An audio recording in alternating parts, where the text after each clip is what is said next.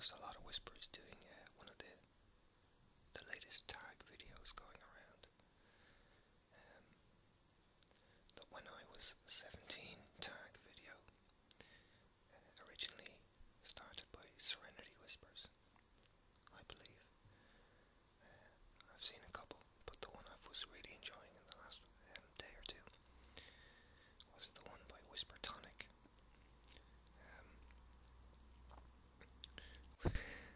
Which made me laugh an awful lot, and she and I are of a similar age, so we're kind of a little bit older than the regular whisper maker or whisper listener, I think. So I decided to go with that. I think I'll answer most of the questions, or I'll certainly try to. There's a few that wouldn't apply to me, which I shall get to in due course. But yeah, here goes nothing. First question: what school did I go to? I went to what is called over here a VEC school, which stands for Vocational Education Committee School, which is a very long term that essentially means it was a non-denominational school, in theory, which meant it wasn't supposed to be religious. It wasn't run by a religious order, the way the vast majority of schools in this country are. But in practice, it was just as religious as any other school. It was a pretty big school. Secondary school, or high school. There was about 900 students in it, between the ages of 13 and 18. So it was pretty big. And, 98% of those people were Catholic. So essentially it was a Catholic school. I mean, we could count on two hands the amount of non-Catholics in the whole school. We knew them all to see. They were the ones that didn't come to religious education. So it was a bit of a ridiculous situation for a school that prided itself on it being non-denominational. But the biggest, or the second biggest difference between religious run schools and these VEC non-denominational schools was the fact that it was a mixed school, which was, it's not so unusual anymore, but it wouldn't have been the norm back then. Back then was the mid-90s, by the way, 1990s. That's when I was 17. And back then, and still very much to this day, secondary schools are run by religious orders on single-sex lines. So you'd have an awful lot of male-only schools for boys and female-only schools for girls, run by separate religious orders.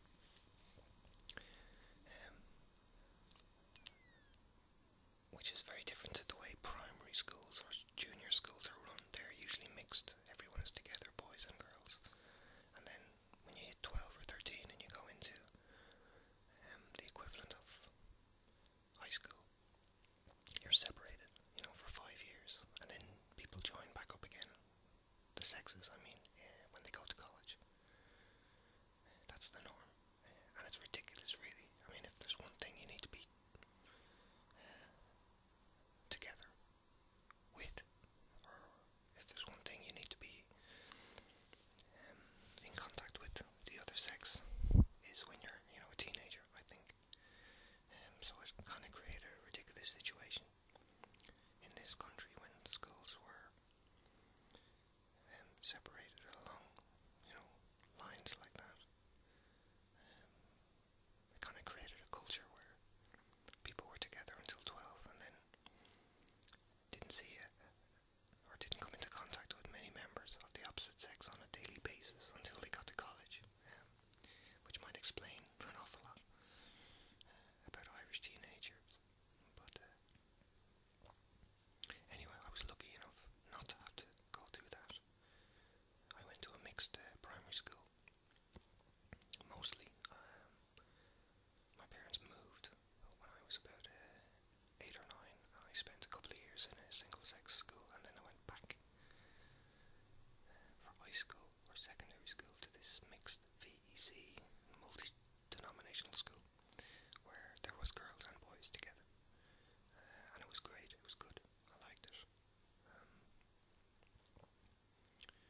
So that's the school I went to. It was a little bit away from where I was living at the time, where I grew up. Um, it's not like in England. I'm not sure about any other countries in the world, but some countries, I'm pretty sure this happens in England. There's the local schools are for local children, and it's rare that somebody comes from outside that locality to go to that school. But the one I went to, the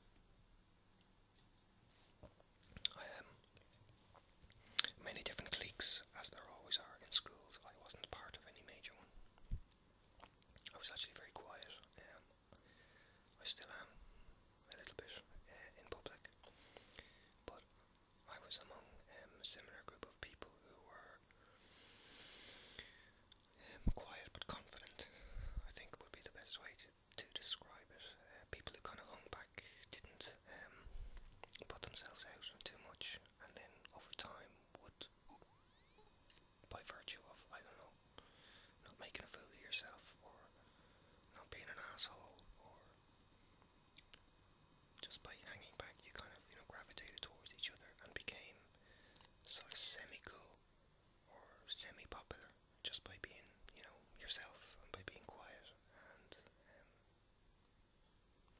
I don't know, almost solid or something. That's who I was part of. And then towards the end, for the last 2 years, the first 3 years in an Irish secondary school is considered a particular phase, and then the last 2 years would be the senior phase, and things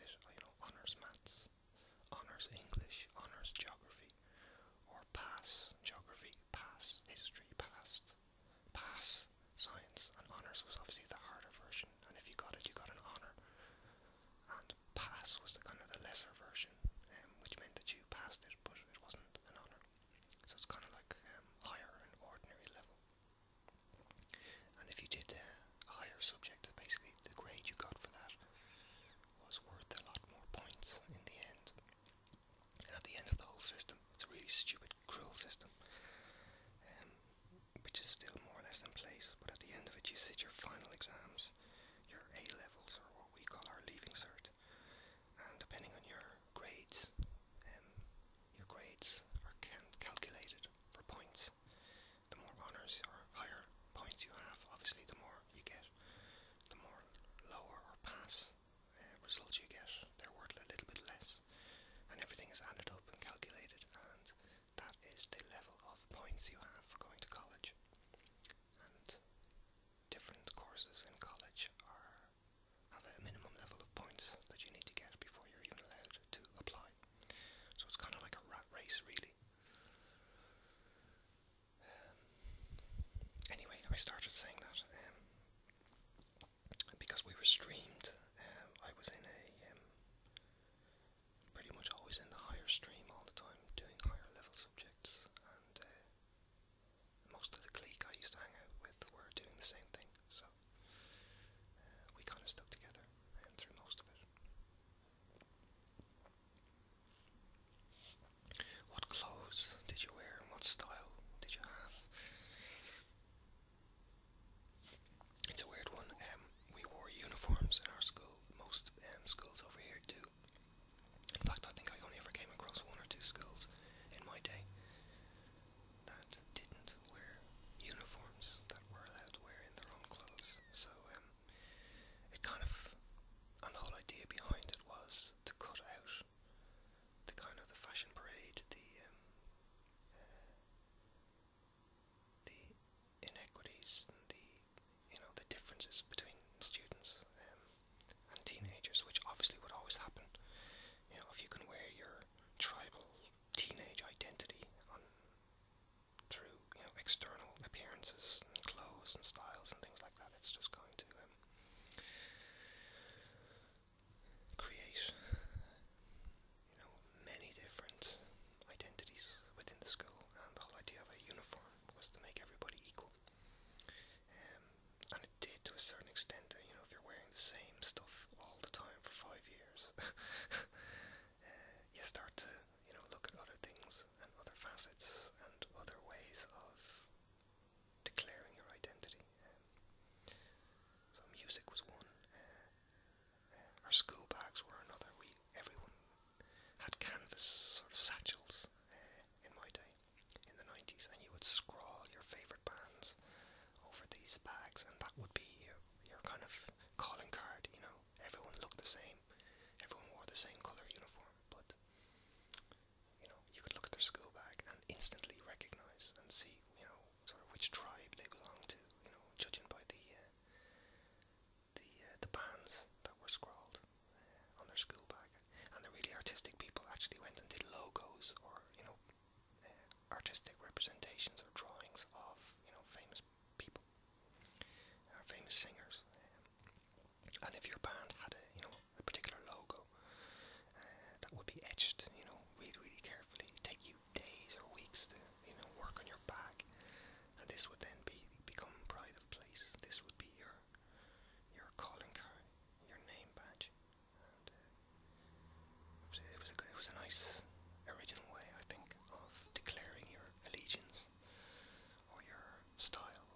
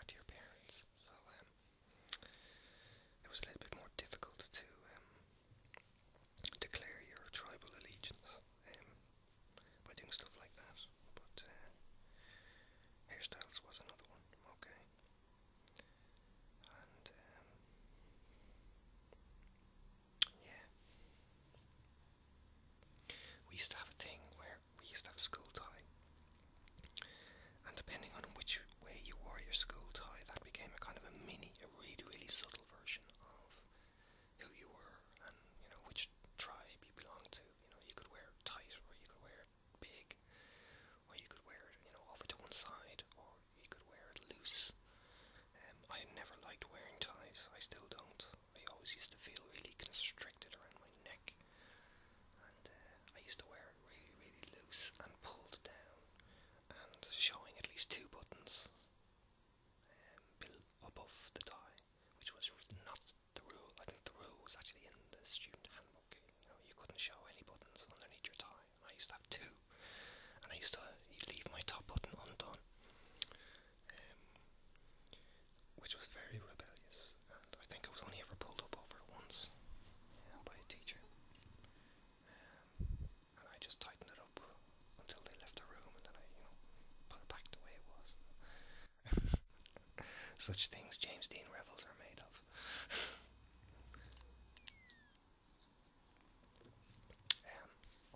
So yeah, uniforms kind of cut out any kind of styles. One day a year we would have a rag day, or a, you know, wear your own clothes in day, and we'd give, you know, 50p or 50 cent to charity, and it was the one day of the year we could wear whatever we wanted in, and that would be a huge fashion parade, and that was always good fun, really interesting to see the different styles, and it was more interesting for the surprises you would have. You know, you'd be looking at this one particular person, you know, or several people all year round saying, yeah, yeah, yeah, I know who they are, I know what they are, I know what style they are, I know what they like, and they would wear in something completely different to how you imagine them. You know, you'd be looking at somebody saying, yeah, they're a raver, or they're into dance music and all of this, and they, you know, they'd wear in their goth stuff, you know, black makeup on, and, you know, steel capped something, you know, or vice versa. You'd